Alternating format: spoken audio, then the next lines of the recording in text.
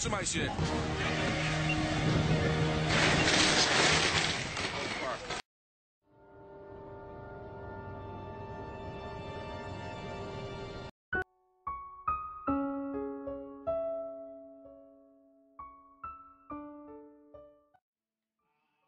Guys, kana ako si Norberto Punay.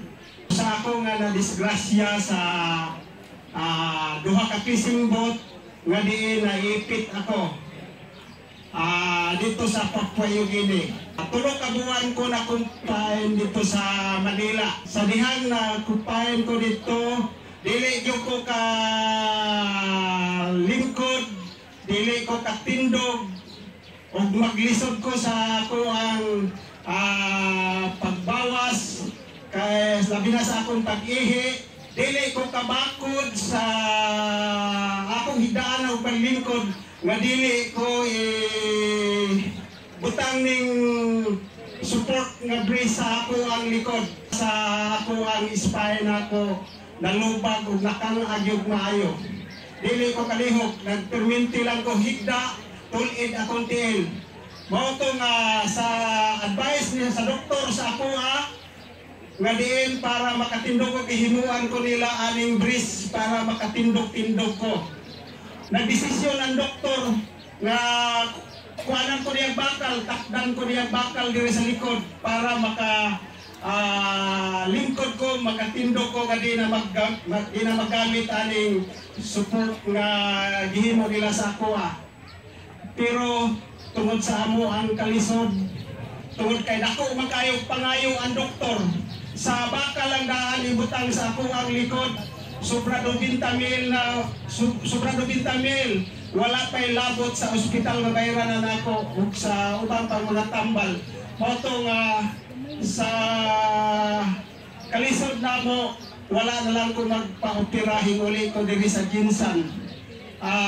Gamit ang ako ang bakal o ang ako ang wheelchair. Adlaw gabi nakilak ko tungod kay sa ako ang kahintang, nagdahon yung ko perminti na lang yung ko maghigda sa ako ang higdaanan, atok lang permi ang ako ang makita. Tulo ka buwan po ko nga naghigda sa mo ang balay.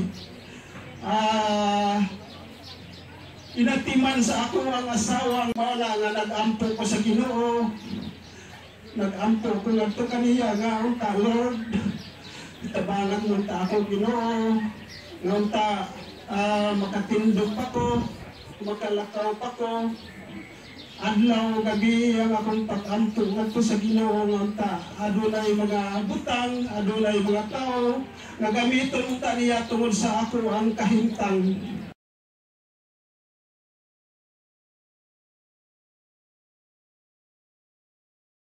Sa dito, permiro na akong higda. Nakahigda ko pagdagan sa lurir na iting ko, nakaipot ko tungod kay sakit kayo akong spine ako. Pero akong i-agwanta lang yun kay sa akong hunahuna yun ka, kininin mo na giningi, ampon ako sa Ginoo nga makaayo sa ako i-agwanta na ako. Makabalik na ako dito, natagamtaman ako nga makalakaw na ako. Sa amo ang balay, ilang akong ikarga o kanang wheelchair dito sa ikalima ka adlaw, wala na ko nila ikarga o wheelchair. Naglakaw-lakaw ko dito sa amuan, supay-supay ko sa kanto, sa kanto sa kilid. Naghilak akong asawa tungod kay lingon siya nga, ay salamat, makalakaw ka na, dili na ko kayo mag-antos, magsigig, alsa, magsigig, alalay sa imuha, kay bukat ka naman kayo. Mungatulak ko sa among abuhan sa among ako na ibakuan, nalipay kayo siya. Una nga dako gyud tayo akong pasalamat labi na sa nagtukod aning lugar bisdiri nga si Ma'am Lisa nga diin daghang tawo natabangan diri usa na ko ng biruan nga diin nakalakaw ko sa ilahang product sa lugar bis.